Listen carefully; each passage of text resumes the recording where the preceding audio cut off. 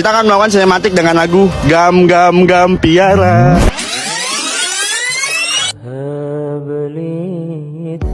Manfaatkan 5 perkara sebelum 5 perkara.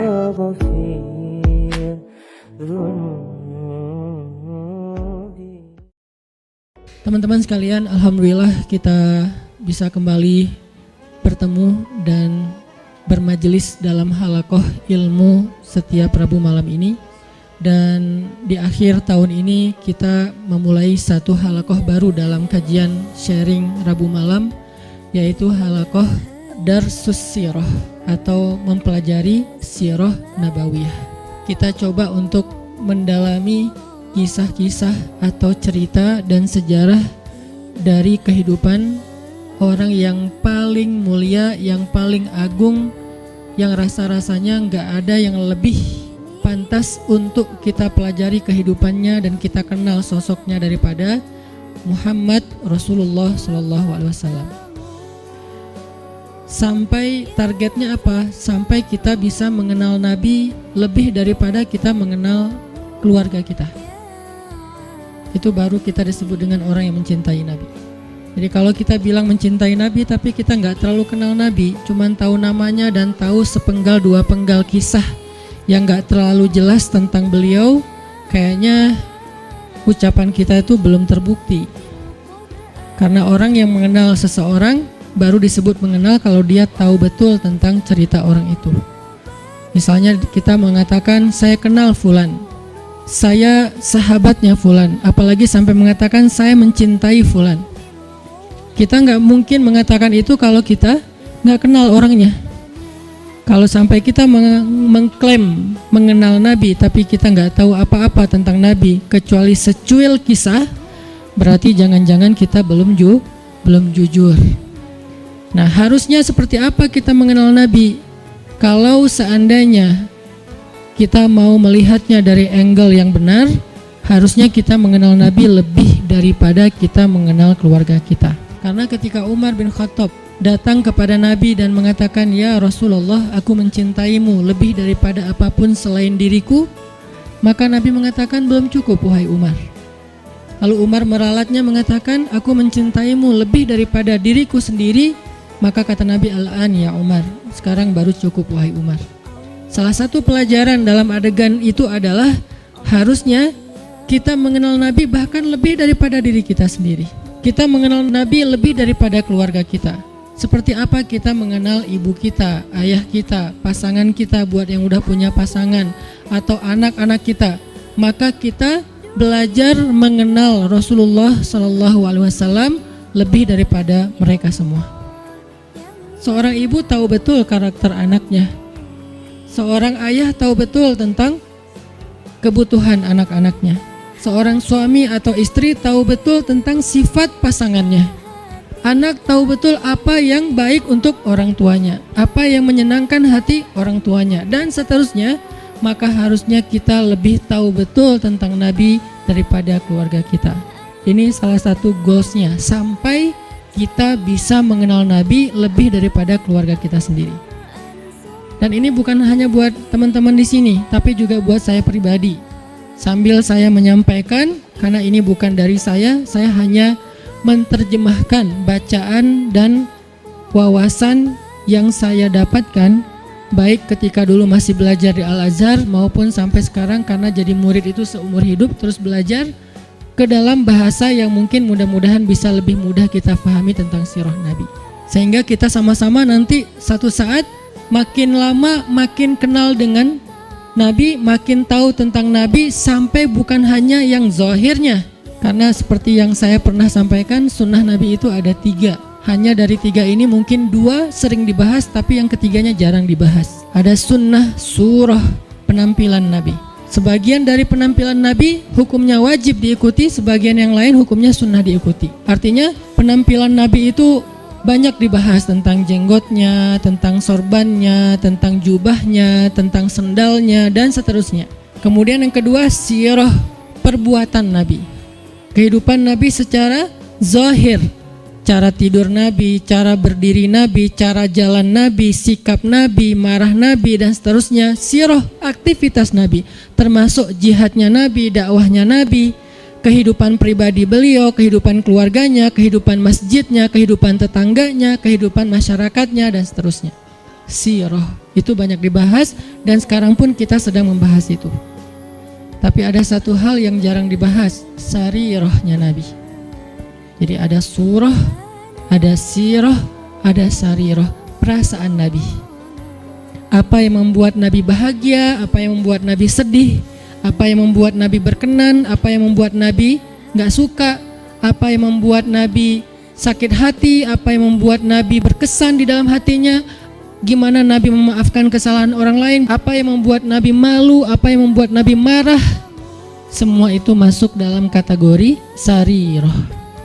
Gimana Nabi orangnya sangat menjaga perasaan, sehingga paling gak suka menyinggung orang lain atau memberatkan orang lain, membebankan orang lain. Itu namanya sarirah. Kita sampai kalau bisa mengenal sarirahnya Nabi, bukan hanya surah dan sir, tapi sampai sarirah. Karena kalau kita gak belajar sarirah Nabi, kita hanya belajar kulitnya, yaitu yang tampak saja. Jangan-jangan semakin kita mengetahui sunnah Nabi, semakin kita jadi bikin orang gak nyaman, semakin galak, semakin eksklusif. Bahkan jangan-jangan gak sengaja kita semakin merasa paling benar. Padahal Nabi SAW sendiri dengan sarirah beliau adalah orang yang paling menyenangkan. Gimana Nabi jadi orang yang paling menyenangkan? Itu sarirah, bukan sirah, bukan surah. Nabi menyenangkan bukan hanya karena beliau ganteng, itu udah pastilah. Tapi banyak orang ganteng tapi nyebelin ya. Ada orang jahnya kencang di belakang. Ada cewek makin cantik makin bikin kita kayak nggak nyaman gitu. Kenapa nggak nyaman? Karena mungkin kecantikan dia itu jadi fitnah, kecantikan itu bikin dia jadi jutek atau apa. Ada orang secara fisiknya hampir bisa dibilang sempurna, dia fisiknya keren, tapi karena sarirahnya, mentalnya, perasaannya itu nggak humble sama orang lain, akhirnya kita juga nggak nyaman bareng dia. Makanya ada orang memilih pasangan walaupun yang tampak duluan itu fisik, tetapi kadang-kadang ada orang yang kayaknya pasangannya biasa banget, tapi dia kayak happy banget sama orang itu. Kenapa? Karena cocok secara karakter. Nah artinya mungkin kita wawasan tentang Nabi itu bagus, surahnya kita mencontohkan Nabi itu hampir sempurna, karena nggak ada yang sesempurna Nabi pastinya. Cuman kok nggak bisa bikin orang nyaman? Jangan-jangan kita tahu banget surah, belajar banyak sirah, tapi hampir kurang aware tentang sarirahnya Nabi, perasaan Nabi.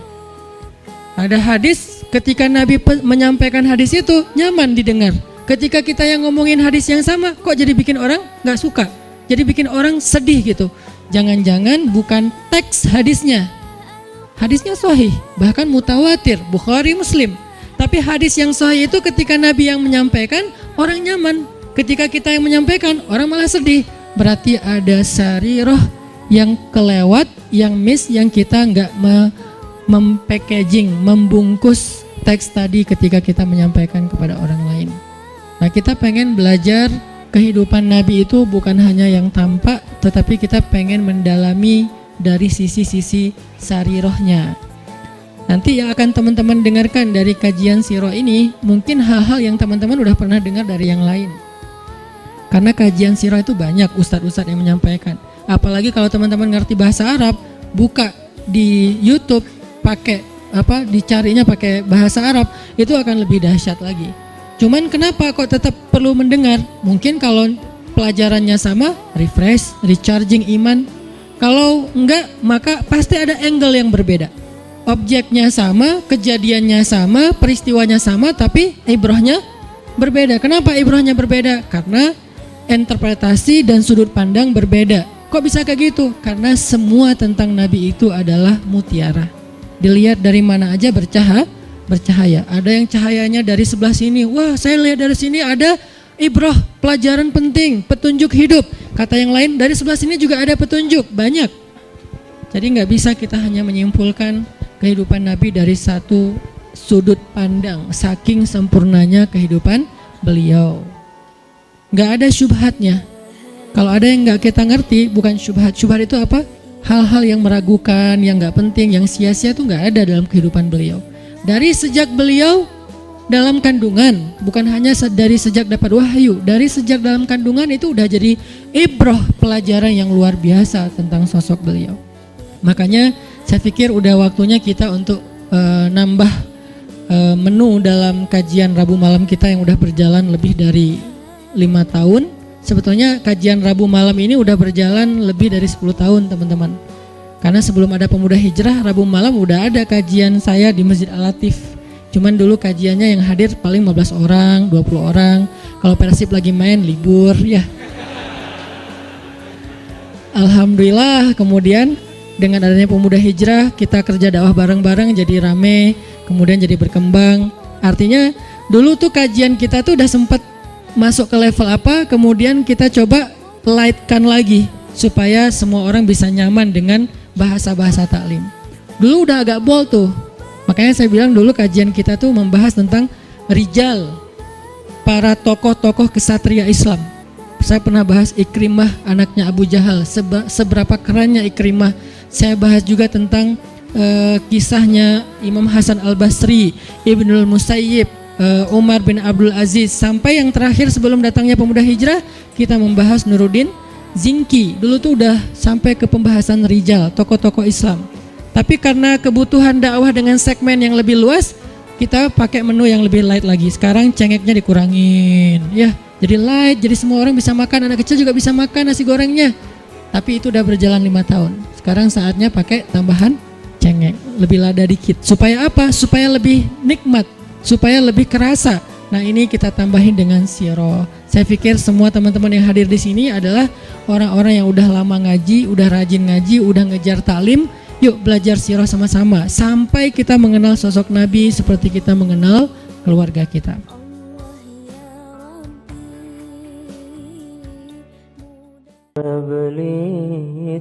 Manfaatkan 5 perkara sebelum 5 perkara.